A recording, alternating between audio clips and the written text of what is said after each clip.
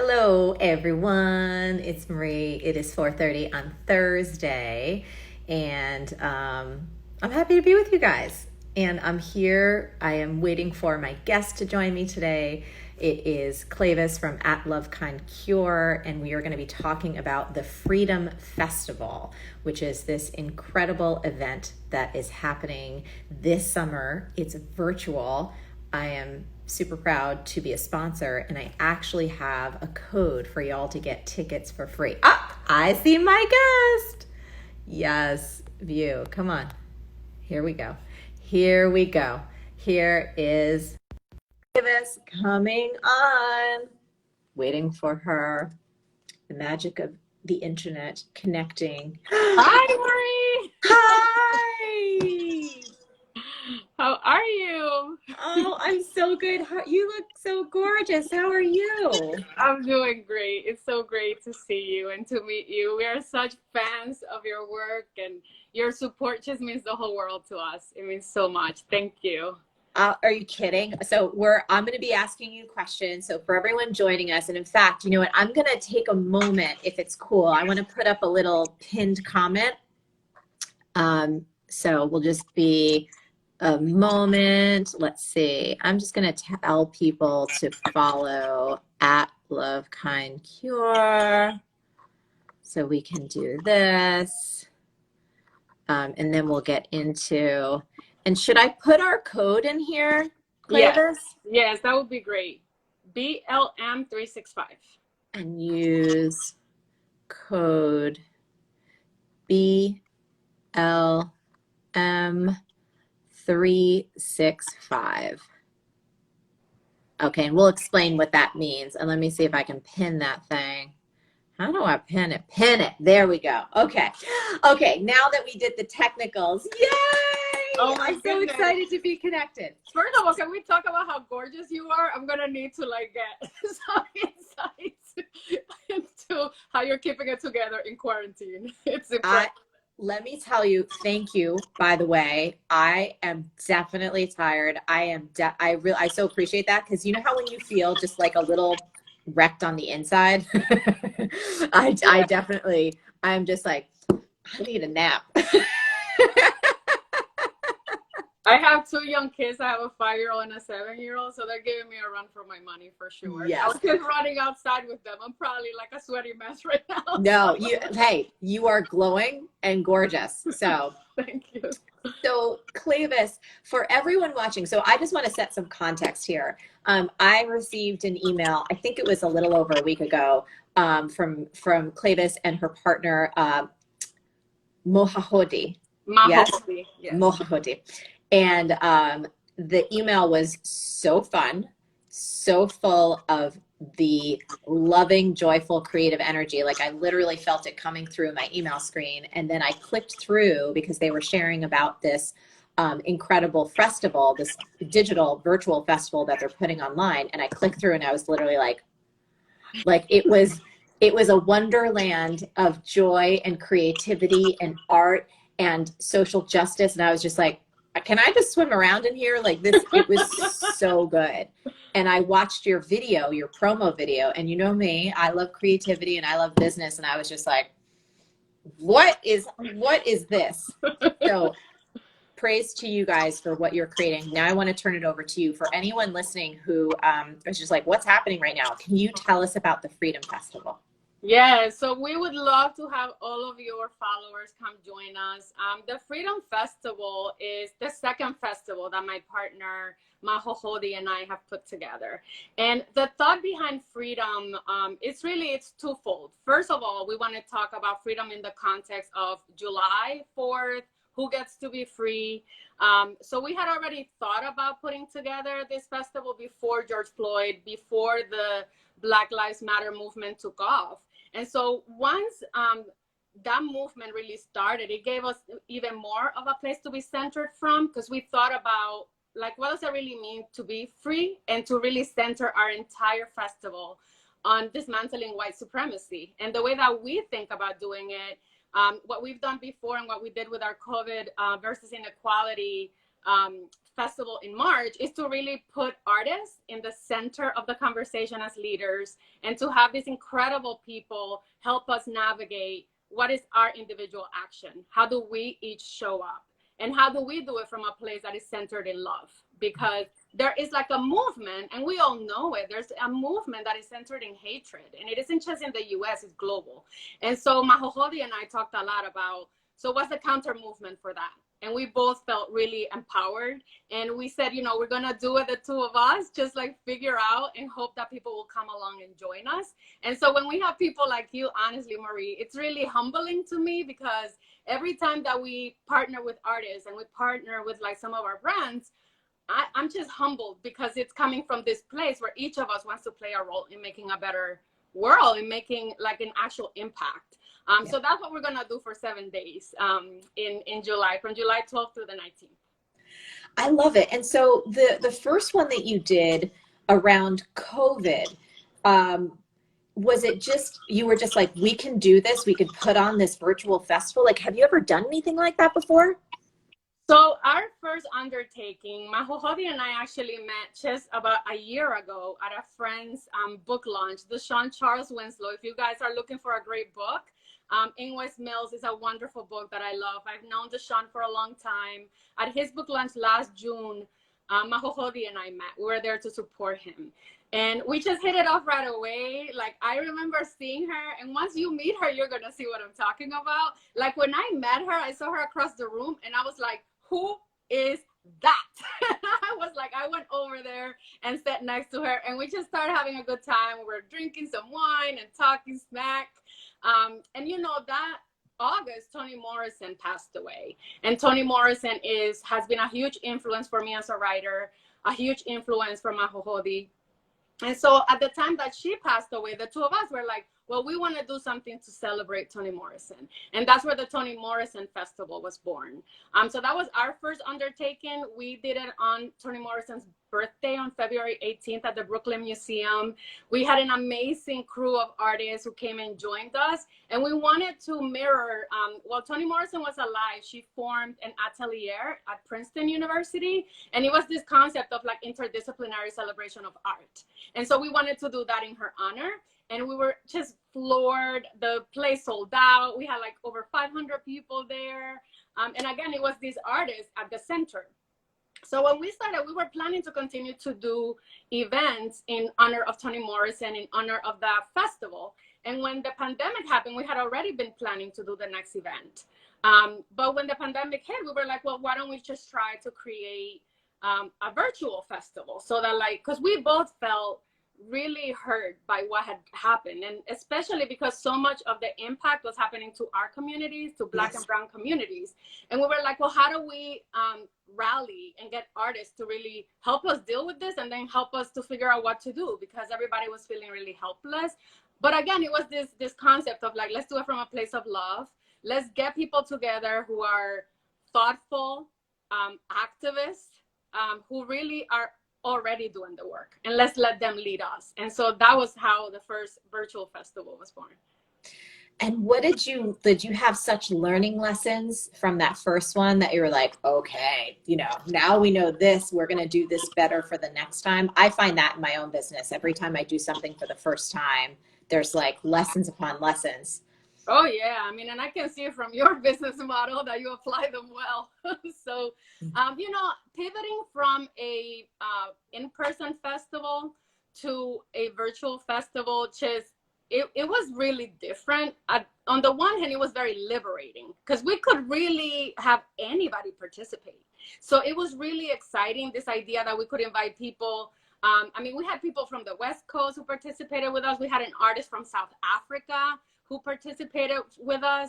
So it just was like this kind of liberating process for us. And so we really like it. And the part that was also really important to us was that we wanted to have accessibility be something carrying forward, because we learned from the first to the second one that having a festival physical, it just really kind of prevents people, especially people who are the elderly or people who are differently able, it's very different for them to be able to participate in things that are in person. And so one of the events that we had at the COVID Diversity and Equality Festival was a medical panel with women at the front line who were, you know, tackling the crisis. And one of them, my dear friend Darcy, spent a lot of time talking about that, about isolation and like what is our responsibility going forward. When we think about what we all learned by being isolated and how devastating it is, it gives us an insight into things that we can do. And so that was a big lesson to us that I think whether or not we ever go back to like physical festivals, and I would love to go back to a physical festival, I also feel like a virtual component will always exist because I think it is important to think about accessibility and how do we provide these opportunities to be immersed in culture, in activism, and in love. Like, how do we do that for everybody? So beautiful. So for folks watching now, we have our code that they'll be able to access the festival for free. What's the URL? Where should they go if they want to learn more about the festival and then use this code so they can come participate? Yeah, so if they want to just come to @LoveKindCure through Instagram, there's a link tree there that will take them directly to our events and they can sign through there. When they go in and they pick, you can do either the whole week pass. So your code will enable them to attend the entire week of our festivities for free. And so BLM, Black Lives Matter, 365 a day. They can just type that in at checkout and they'll see it zero out, whatever the amount is for the entire festival. Also, if they just want to pick and choose from the activities and the workshops, they can just pick whichever ones work for their schedule. That's so cool. I'm so, like, this is so inspiring. That's why when I got the email, I was just like, I love every piece of this. And I'm so excited too, because we have such a beautiful international audience, many of which they're on now. I see people like, oh my gosh, I'm watching from Italy. Oh my gosh, I'm watching, you know, from all over the world. Mexico City, I love Yes, exactly. So so what is so gorgeous about this, because the movement that's happening right now really is global. It is. So how cool to bring community together. And I have to tell you, our last festival, we were also really, I mean, it's not surprising because the artists that we bring often have a huge following. The last time we had Rachel Elizabeth Cargo, we had Madame Gandhi, we had the incredible mariachi band, Flor de Toloache, they're Grammy winning. And all of them also bring with them an international fellowship. And so for us, it was really wonderful. Like when I got with Madame Gandhi for a happy hour, she's an incredible artist. And we had people like from the Middle East, from Europe, from Central and South America. And it was so humbling to me because here I am with my 500 little followers, like, wait, what is going on here right now? So it was just really terrific to see how these thinkers and people who are really challenging the status, right? So like sometimes we feel as individuals that if you speak up, you're going to risk a certain acceptance, or like people are going to think of you as radical. But the truth is that for most of us, like we do have a voice, we do have something to say, and we want our artists and we want the people that we respect and that we love to say something important to the moment. So the last festival taught us that, you know, from your question earlier, like about lessons we learned, is that the artists who like speak up like you right now, like you're taking a stand, and I think your followers appreciate that, you know? I love it. I'd love if you can to speak a little bit more into, you know, the thing that struck my heart was how all of this is rooted in love. And one thing that I've been just paying attention to lately is that emotion, and how can I stay rooted in love and my heart and empathy. So I'm curious if you can speak at all into the decision to like really make that a cornerstone. Well, and I'll tell you, like I have to give 100% of the credit to my co-founding partner, Majo Jodi, because very early on when we talked about, we both are very centered in this idea that as individuals, we absolutely can change the world. Like, I know there are some people who are very cynical out there who are like, well, you can change laws or you can change behaviors, but you can't really do seismic changes. And Majo Jodi and I are centered in the belief that we actually can make a seismic change. especially if we're facilitating conversations with people who are a lot more gifted than we are, you know? So, so that's one thing that like brought us together. And when we were thinking about the concept, Mahogany was really the one that kept saying like, love has to be at the center. Like love has to be the title. Love has to be at the center. And we both share that passion, you know, like we both feel, because let's be real, like this hurts. You know, anytime that I'm on the news, when I'm on Instagram, when I'm on Twitter and I'm looking at the latest, the last person who we just found out has been murdered at the hands of the police, it is painful to like listen to these things and to not look away. And to me, the antidote really is love. It's like, you know, you are a person and I am a person and we love each other. We understand that whatever differences we may have are a cause for celebration and not a cause for hatred. And so if you just think about that, if we just like really in the simplest terms, you know, I have a 5-year-old and I have a 7-year-old, and I think a lot about how do I bring up my children to think about social responsibility as a part of their human responsibility. And that part is the part in yourself that if you love yourself enough, then you love the world too, you know? So for us, it's just really important to like center each thing we do. And also, honestly, I mean, I can talk about this all day because I feel so passionate about it. I also think that it's really difficult if you're coming at it from a place of hatred or a place of like these other things. I have to tell you, I feel like you will burn out very quickly. Like to us, part of our movement is, yes, we're going to take social action. Yes, we're going to be relentless, but we're also going to love ourselves. We're also going to drink some wine. We're also going to go for runs. We're also going to, you know, talk shit because we like making jokes. So it's like, you know, like, it's kind of crazy to me that people think like I follow some of these folks who are like so serious.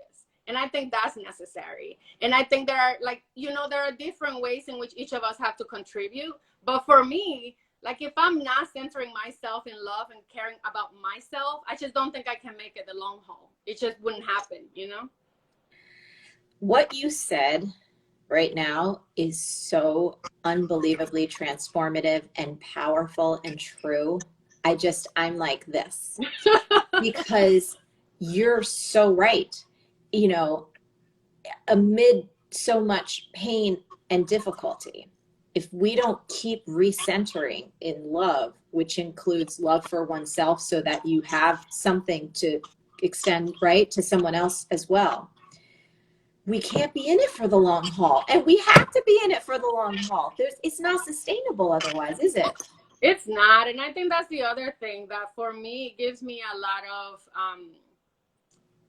of strength, considering that, you know, this isn't anything we're going to fix with one festival, right? Like, you know, all of us getting together and talking about these things and listening to people who have put a lot of thought into what are the individual actions we can take to transform things. And we have like really physical, tangible things that we'll give to each person that comes to the festival. So that matters, but it's also cumulative. Like we all have to be committed to doing our part each day for the rest of our lives. Like we're never going to really overcome the inequities that exist in society, because I believe that all of them are like stacked on top of each other. So like we can tackle racism, but you can't really get rid of racism without dealing with gender issues, with class issues, with, you know, just a lot of isms. There's homophobia, you know, there's all kinds of issues that exist. And so to me, that's what part of what's fun is kind of thinking about like what we're gonna tackle next. It's like, like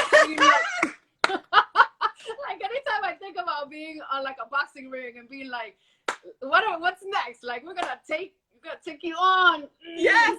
I'm so with you. I love this though. This frame, you know, my kind of content mind, you know, my business mind goes all over as I'm listening to you because it's so genius.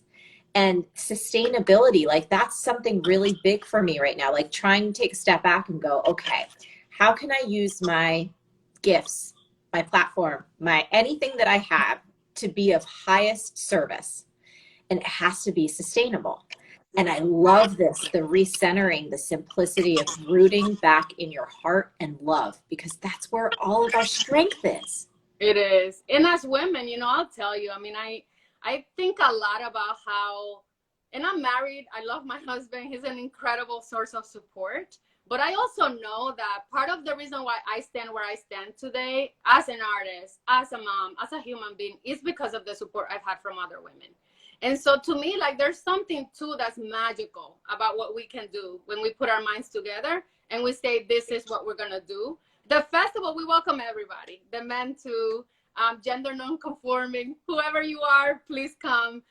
But I do believe that, like, part of what we're trying to do is to create this kind of a safe space for women to, like, gather and plan and activate each other and do what we need to do to, like, really get things under control, because things are not under control. Yes. I was just talking, we have a program called B School, and I was having just some private conversations. Oh, I've seen that. Yeah. Like, I was on the phone. Great. Talk about sustainable. I love that. Yes. And I was on the phone with a B schooler, and we were just talking, just human to human. And we were like, this is a sisterhood. Like, this is like, we got to take care of each other as sisters would. And there was something in, like, our connection that was just so moving. And she was like, hey, if it's like a month from now that we talk or whatever, she's like, let's keep this going. I'm like, no, let's keep this going. And yeah, there's just something really sacred and powerful in that. I agree with you. And I can see it too, by the way that you've, honestly, even the way that you responded to us, such warmth. And there's something there that I think is also, for me, an example of true leadership. It's like, who is really willing to say, I'm going to take a stand, and this isn't because it's a moment, but because longer term, I believe that this is the right thing to do. And so part of your platform has long been about empowerment. And I think, I think that part, like, even looking at you and your success, to me, I find it really inspiring, because some of us don't come with the built-in wealth, right? To, like, radically transform structures that we feel need radical transformation, right? And so some of us need to really learn it as we go along. Yes. So yeah, when I was learning a lot about, like, the B School that you've created and the ways in which you've really transformed your own enterprise, I think it's, like, really, that's inspiring to me, because I feel like we need to empower each other through education, through the tricks, through the insights, because a lot of us, like, we don't have access to that information otherwise. Yeah. And I love this idea too. Something that's really exciting to me right now is stepping back. And I think this moment collectively on a meta scale, right? We're going, like, what's not working? Like, let's clearly identify, like, this ain't working. And then go, what can we build or rebuild or reimagine that will work so much better for all of us? And I'm doing that just for myself, going, like, okay, I'm really proud of what I've built to this point at this moment in my own human development. But, like, let me take a moment and step back and go, okay, well, let's look with fresh eyes. Yeah. What else is possible? Yeah. And that's exciting. It brings me back to your boxing metaphor in a way, right? It's just like, oh, well, what can we tackle in a new way or in a fresh way or in a different way? I think those are exciting questions, because some of us, I'll just speak for myself. I have to and will need to consciously continue to, like, push back against the kind of societal enculturation of, like, 24/7, and, like, more, like, that whole thing, which I feel it's like a sickness. It's not health. It's not thriving. It's not sustainable, in my opinion. And so I love this idea of going, like, no, like, what if all of this stuff, COVID, this moment, this uprising, what if we use this as a real opportunity, not only for just the social change that must happen, the equitable change, dismantling white supremacy, right? Just rebuilding, but also, like, individually, even in our families and businesses, like, what is not working? What have we just fallen into that we're like, no more. No more. I love that. I think that reckoning is a reckoning that is happening at every level. And I think it's really painful again to be in this, because anytime we change, it feels like a painful process. But it's also, I mean, I just feel like it's brimming with this possibility of like Yes. something exciting and new. And even as you were talking, I realized, you know, how much I've slowed down. Like, I remember at one point having my life and just getting so much pleasure and self-meaning from like being really busy. Like, people would try to see me and I'd be like, honey, you have to wait. Let me, maybe next month, brunch on the second weekend of October. That's when I'm available. Like, how ridiculous is that, though? These are like my closest friends. Like, how Yeah. are we? What the hell are we thinking? Point where like it was like, yeah, you can see me in 6 weeks, you know, like that's, and but it was like kind of this sense of importance and impact. Like, I think it's so fake because we feel important when we're busy. We feel like we're making it happen. We feel successful. A lot of those, you know, and I think it's systemic. I mean, we live in, you know, this kind of capitalist society where like absolutely you're supposed to do more and like get all your self-meaning from working all the hours and having all the nice things. So when you were talking about that, it just made me realize how, and I'm spending a lot more time with my friends, even though I'm not going anywhere. Like, I'm on the phone a lot more. I'm doing Zooms. And it just feels like this reconnection with, like, I feel younger, you know? I actually feel younger than like 3 months ago. Even though I'm really tired and I need a nap, I still feel like good, you know? Yes. Yes. 100%. Like, some of my friends, I just realized the quality time, like you said, even if it's on like a Facebook, like the Zoom or whatever, FaceTime, and the connection level, and also just like, it's silly, but like Josh and I, so we love, he loves playing games and he loves playing cards. And usually I'm like, no, I'm too busy. Let's go to do this. And now I'm like, you want to play cards? Do you want to play just like 2 hands? And it's just, it's so fun. It is fun. Yeah. Anyway, I little love stuff. I love it. I love it so much. Tell us the dates of the festival. And for anyone, I saw some folks curious. So we're talking about the Freedom Festival. If you can look at the pinned comment, follow at Love Kind Cure, and there's a link tree, and you can use the code BLM365 to get free tickets, y'all, to this amazing festival. So tell us the dates again. So the festival is going to kick off on July 12th, and then we're going to have different workshops and activities all the way through July 19th. I'm especially excited about, we have one day when we're going to be have a cook along and then talk about the ingredients, and we're going to have a chef's round table where these incredible like food justice chefs are going to talk to us about what we each need to do and what we each can do in the context of our own consumption to really tackle like inequality. Because that's the thing that I feel like a lot of people think, you know, I have to be out on the streets marching, or, you know, there are different ways to make an impact. And so part of what we want to do is engage people in a conversation about how can you in your day-to-day activate change. And it doesn't necessarily need to be in this huge way. There are very small ways in which each of us can do a lot. And so I'm super excited about that because I'm a foodie, my hohode is a foodie, and we're also just excited to like share the recipe with folks before that day, so that if they want to cook along, they can cook along with the chef. And then we're all gonna talk about like how do we make sustained change.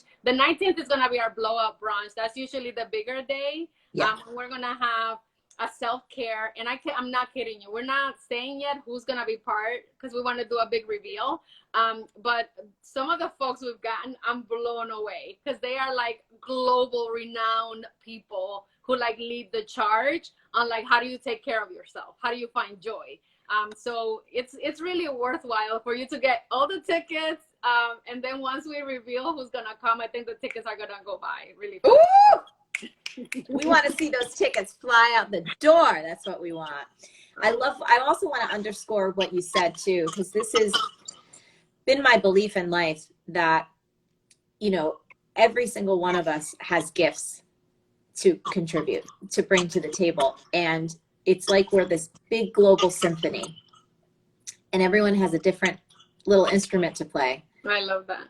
And their contributions, like what you said, you know, it may look like for you, you know, marching may be it. For other people who have different skills or different interests or their hearts leading them, like we need everyone, all hands and all hearts on deck. Yes. In that place that lights you up. which is why a festival like yours is so valuable, because we get exposed to all these different ways to be champions for a more equitable world. I love that. I'm gonna use that in our commercial. Like, you just said it perfectly. I'm like, just crop me out. Crop me out. No, take it. We'll watch the replay, write it down.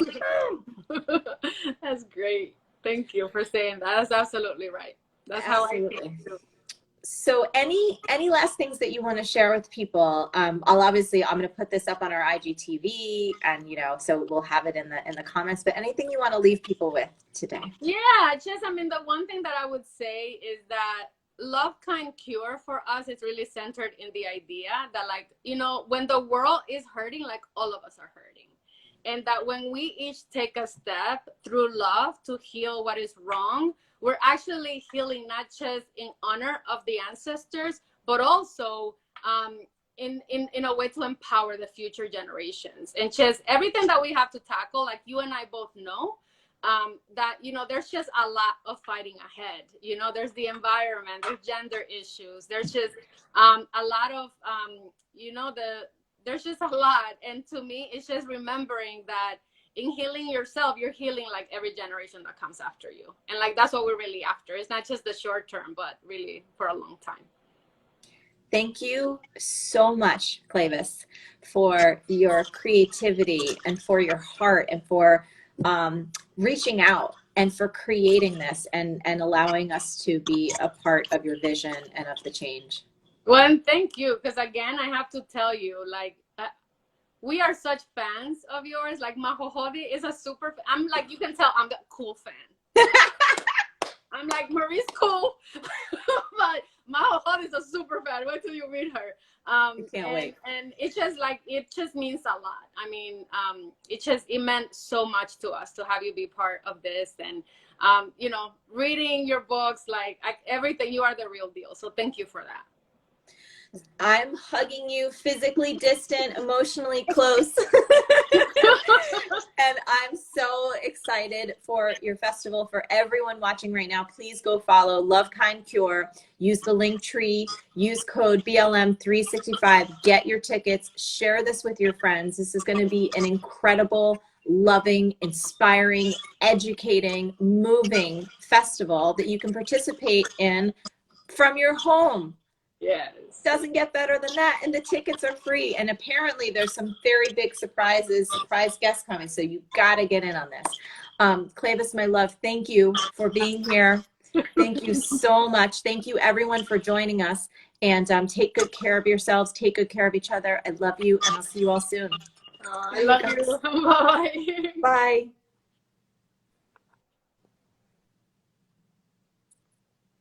Okay.